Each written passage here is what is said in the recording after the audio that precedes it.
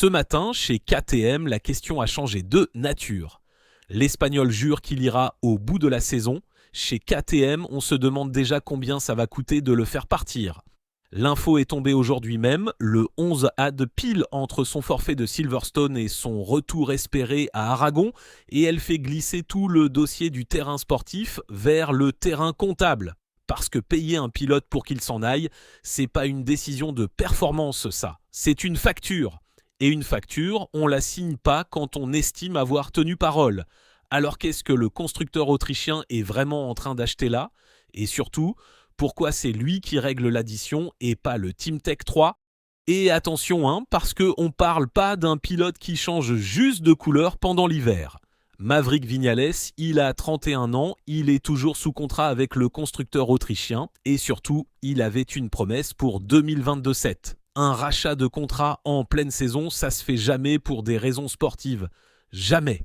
Ça se fait quand une des deux parties veut que le dossier disparaisse. Et le prix qui va sortir de cette négociation, il va nous dire très exactement ce que vaut chez KTM la parole donnée à un pilote. Parce que si le constructeur avait vraiment respecté tous ses engagements, comme il le répète depuis des mois, il aurait strictement rien à racheter. Bon, alors on commence par le détail que tout le monde a zappé. Depuis des semaines, le récit qui tourne partout, c'est que Tech 3 en aurait marre, que le team voudrait pousser l'Espagnol dehors pour faire de la place. Sauf que Tech 3 là-dedans, il décide rien du tout. Le patron du team, Günther Steiner, s'est mis hors du coup dès le mois de juillet et il l'a fait de la manière la plus claire possible. Je vous lis ses propos. Il a déclaré « Je ne suis pas impliqué dans son contrat, c'est un contrat KTM ». Et il en a même rajouté une couche en disant « Je n'ai jamais vu son contrat et honnêtement, je ne veux pas le voir. Bon bah voilà, c'est net ». Et ça, c'est pas la phrase d'un patron qui pousse quelqu'un dehors, c'est la phrase d'un mec qui se met à l'abri. Parce que vous avez vu ce que ça implique ?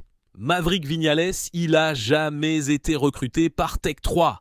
Il a été garé chez Tech 3, le team lui prête un guidon, un box et des mécanos, mais le papier, la signature, l'argent et la promesse, tout ça se joue à Matty Goffen, donc son vrai interlocuteur, il a jamais changé.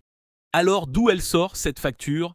Eh ben, elle sort d'une promesse. À l'origine, quand l'Espagnol signe chez le constructeur autrichien, il n'y a aucun chemin écrit vers l'usine. Il prend 2 saisons chez Tech 3, point.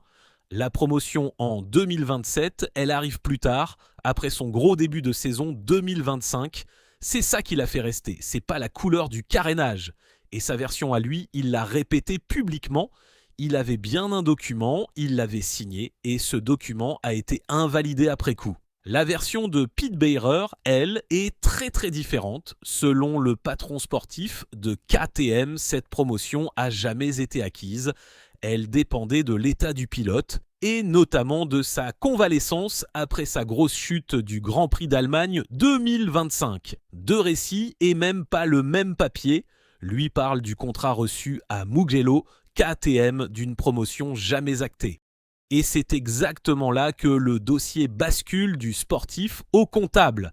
Parce que depuis aujourd'hui, on sait que les deux camps se parlent plus de guidon du tout, ils se parlent de montant.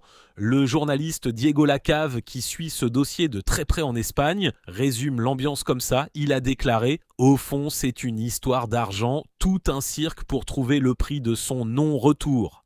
Pas un désaccord technique, pas une histoire de chrono. Le prix de son non-retour. » Et ce bras de fer avec KTM, on le suit jusqu'au bout ici.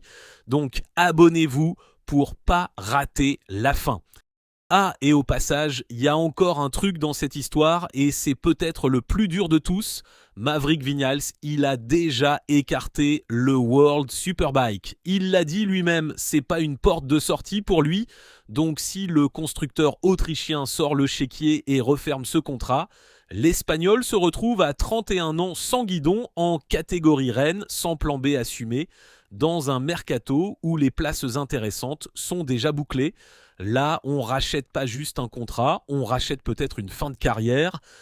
Et pendant que tout le monde cherche son chiffre, le pilote, lui, il roule pas.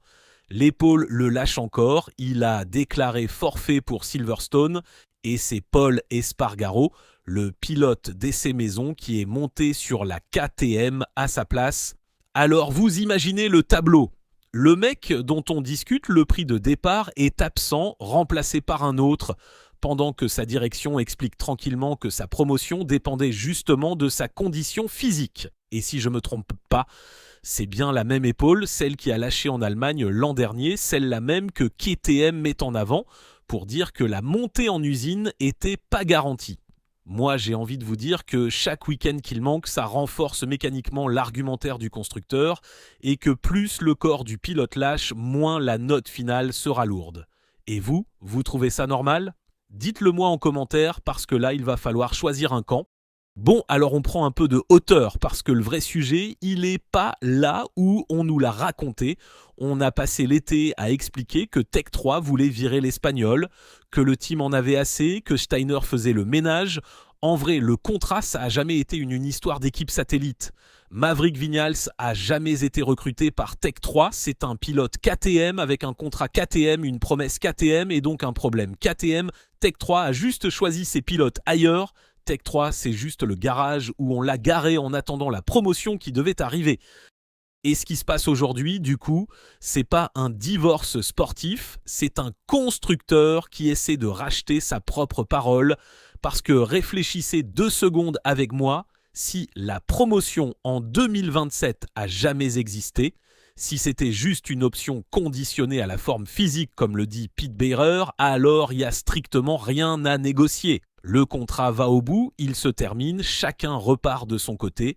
On ne sort pas un chéquier pour un engagement qu'on estime avoir respecté. Le simple fait qu'un montant soit sur la table, c'est déjà l'aveu qu'il y a eu quelque chose de promis et que ce quelque chose a une valeur marchande. Et le pire dans tout ça, c'est que le vrai actif du constructeur autrichien dans ce dossier, c'est pas l'argent, c'est sa parole. Le paddock est tout petit, les pilotes se parlent entre eux. Le prochain talent à qui KTM viendra vendre un chemin vers l'équipe d'usine, il aura ce précédent-là en tête et il voudra des garanties écrites, pas une promesse à l'oral. Alors le verdict, moi je vais vous le donner franchement. KTM paie pas pour libérer un guidon, elle en a pas besoin.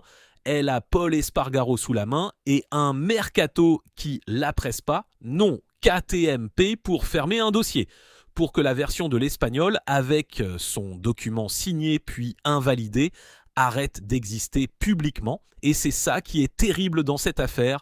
Le montant que le constructeur autrichien va accepter de sortir, c'est très exactement la valeur qu'il met sur une promesse qu'il jure n'avoir jamais faite. Plus le chèque est gros, plus la promesse était réelle. Ça, c'est ma lecture, pas celle de KTM. Alors quand j'entends dire que tout ça, c'est juste une question d'épaule et de performance, j'ai envie de répondre qu'on sort pas le chéquier pour de la performance, on le sort pour du silence. J'espère que cette vidéo vous a plu.